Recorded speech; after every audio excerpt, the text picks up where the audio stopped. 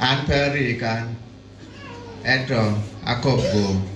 gigumogo achero riade atedo atebero piny kita me akera nyura kedi boru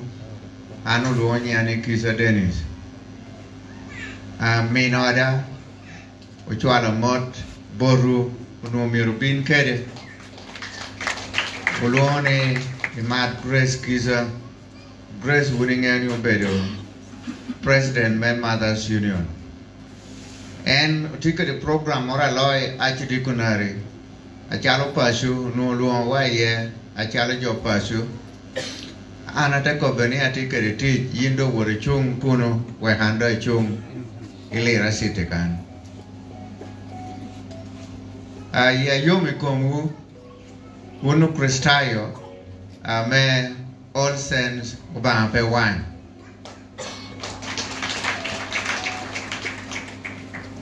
jo ang'eya ko ting chingi malo jo ang'eya ka ing'eya kom kare moro ke ken ko ting chi malo apoyo ng'eya wuno an onuo pore ti mwaka piero adek wi ariyo dawnu abedo tole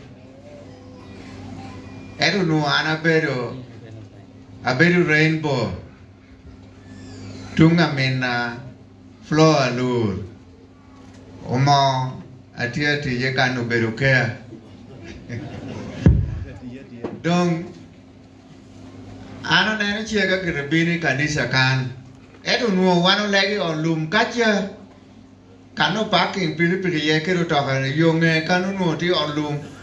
ameti kera kara adon kere pagi bogo aroma defa ngweni ye adon ame jo ame gure mene ye o chako kan gino chake kuno dong atako bichega ne tin ko akwile ko ubedo kuno ko anen kite gere lego kere imo ka piero bongwen wi angwen atenu ngulego ti amit boro gere atako bidire ma do adok awola karo ko do ba pewany Allsaints Church ba pewany eno kela ya gere pini ye attack ilam Rebra atikere challa me amaho amekara kore titiri eti konkari anda ti mwaka piero bichel wede kade tiu chora nyuri ana bedo kristayo me kan John wana kara wano tiu lego kunu nuo tia titiri kan wano te binu do te kobo te legi ye eko ba pete me yuwa lobo kan wando te woro ko akira nino kana me wano ti ye kane nana ngeo jo apol kako bati to nying jo kene ngita lo ya ko eta tia ngeyo kom jo kita neno jo tiyo chingi kere nyama joli joj angei piera biro wio no wano titi no kiti omwesho monyamin wano no kwane lao kole en ngeo na katuri wachelo no biro tuanda wota eto diru kere lo loko ti miyo jo pokero ko eto wan puru biro wore na katin ka unu ere na kaminore wan puru chu te lo dao te nyero te che kopa chon metino kere mediru anu wo tie wo jokan ka wo ri kanisa be kai kwero ni wo pe ri kanisa ena wo ke yo ha te ko pe ke yirwa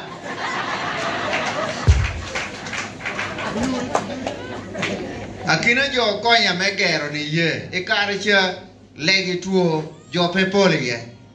ete kare cha ana nuo ngora Patrick kare chel ke reverend mo luoni Lawrence Yugi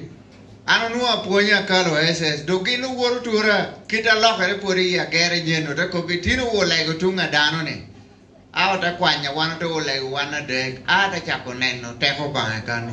o ngora Patrick do te do ye naha diri eto ando ba ta mi ya mot metela ana nuo bere puony me san ba ta mi ya mot metela ando te bere tela o ngora te do jiri amita po Patrick be chunge ke kano ana bedo kan nena ko bu pini ye ana tero jo amelegi Allsaints Church ba pewany achale Sarahel melao danga chale Sarahel me Uganda Kajo ametia watching TV tia nenunga Israel tia tim Palestine.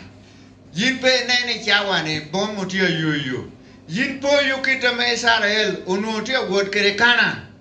Eka otengol wigi rokare ko ngol wigi no rekuloni Hamilai. Hamilai ke kwai tia beru Palestine. Ametia yelle tia me Israel nakatin. Dong lovare Israel ba mi oki uloni Gaza. Gino tere mu budjo ko ye. Donga mane jo ya miru doki lobo ge gin po ye. Donga manu tiu ko bi wi lobo gin napat.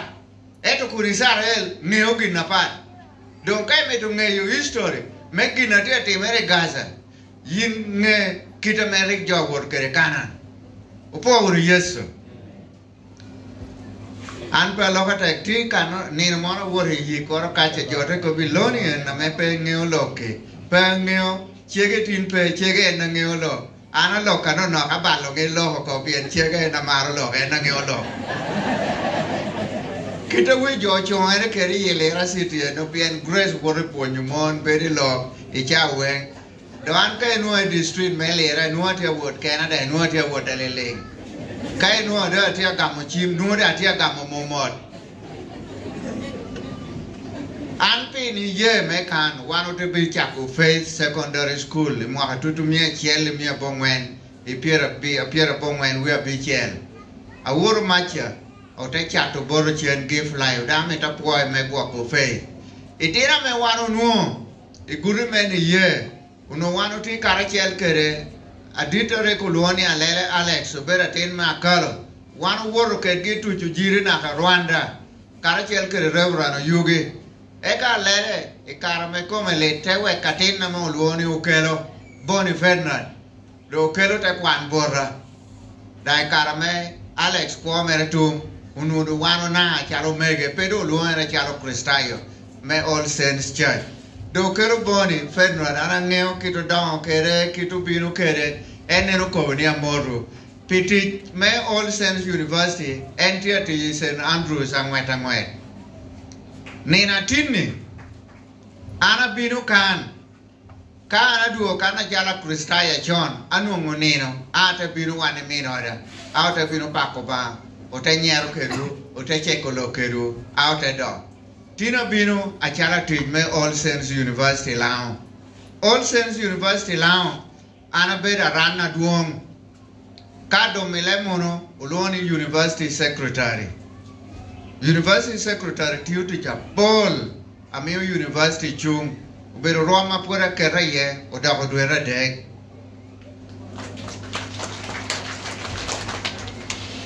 Eno Gretia Watabe Eno Wuni we Yamaracha Dankai Wi Gina Watarachi we Yamo Nugina no Eno Jama Besha Jo Temuni no Bai Poro Kero Mariko Temungo Ogamoko Domano Pokobo Ginara nuo anu court case tia watanyim ata mani meeting nge wuno reko ginyo chede ni orayo te record pe jo achui court ring box me court ka university ke de pego ke de court opero chairman governing council ame chairman governing council me Allsaints University opero water a bishop a John amedo ko pe emeritus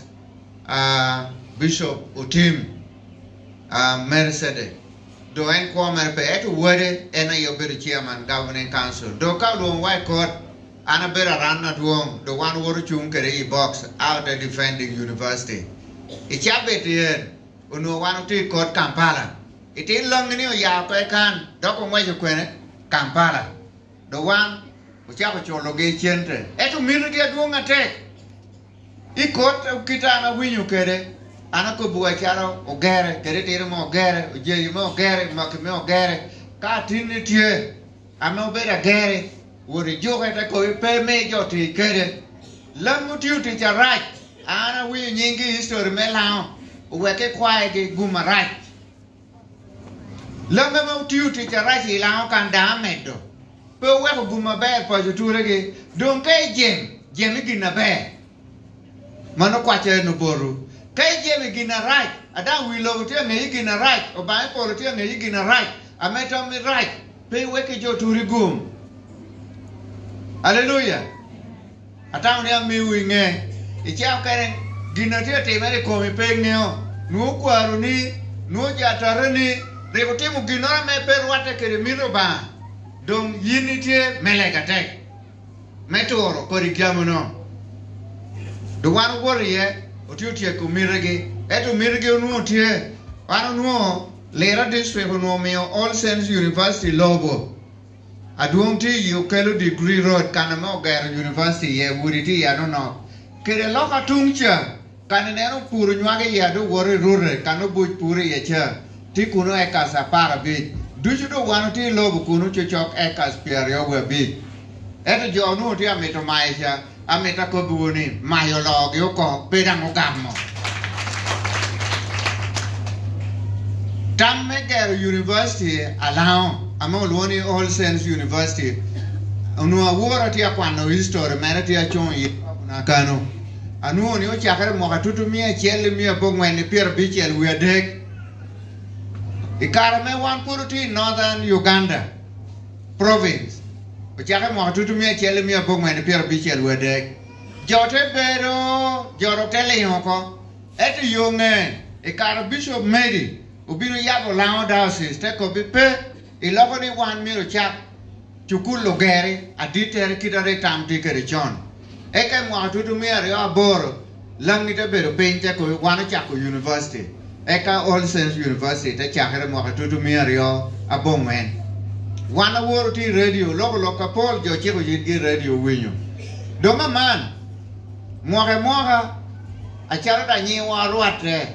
una ulo uni Allsaints wane kajara ti ulo ngo Allsaints University uni kan Allsaints Church obanga pewany anena ko uni beri Sarael melao guru meni ye melao kan ngata mitone na por meni ye bin kwene bin kan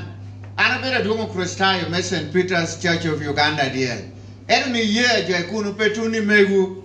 keneno ngora patro etel akobi nyinjo ne ma wo tangata penian data mountain ongo ko penponian kugo ba Walter chungkan jopol jodoti ye kan manu nyuru ni ye ka ba po mi ginor pepa jo lego piri yina wore lega tek ni no ba mi yina tek itekelo manu ba ya pe ye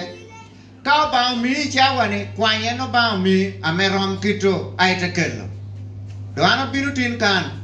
pe binu me arado chente achungkano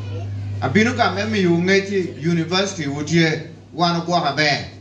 chente me cholo kuno chente me certificate chente me diploma kiri chente me degree pe duoma me wanu romo geru kede awote mi wuri wa itino wata wo kwan kana be ka wuri wori nu itino wati kwani ta yen itino kwani faculty ma agriculture tia kwani site nyencha wanu ti umeto ge ota duong kuno o chako foundation no biri yo mo kani umeto tia koko dan ko be boni fe na die yiri bera duong kom icha bita bino geru no do chakar ko ta woti tumo ko boni fe na reno wori yenye wa jo punde ma ye o ye ko bio ki ukere jamu duso dana bino ma cho horo chunyu ne wure ni tieni wure ni beru guri medongo kineno melam wure ni beru guri medongo university melam tade wi yiri nge ni university eno chakere lao Allsaints University lao amenyuri lao ni utwaro rok dushu utijo me guri medina papa ti pastor chel me choro eno ko ni e wota mola bera tin kwanwa da wan tin wor jo piera bichel we abiro ho piera bichel we abiro Archdiaconary headquarters kere kakwat wan ti Archdiaconary headquarters kere kakwat piera bichel we abiro ametin en jome Allsaints University ti ye dushu don pele go keru naha piera ti ticho kan university amira worati mekor jo otieno apap bishop arwate kerwa wanu kotugadi Allsaints University New Site titu ka pol la beru kuna wor gwa idilo beratia kino kware kere ten kwan kero tij me university o kware telanyo wako aduong reverend o kware lo wako adekario amenyuni jonu ngej gitimalo ameta puo ukita nu ukede Ka jo apo kele tinu ke kanisa ka tini jem ame pe bire kanisa ukware tie nebo wutie jo ame beru kere tinu a chegi tie ame kire ke ber itiu ke ki melo kere tinu me konyu me tinu bin kwene e atoba lao aworo no atia ko bi radio ni tara munni kere jo akware wa rebe wek wa jamario wek wa kanisa meni ye te chunga te au te wek wa chukul ni kai ya nisa mi atin ton kwene e ke lase jamu wek wa eno eto ro manyena do tia binu terminology anyen philosophy anyen bara wo pien nuatin poter kanisa pien nuatin poter chukul kauter tin wa chukul kauter tin wa ya nisa abera ber ba polo mi wugo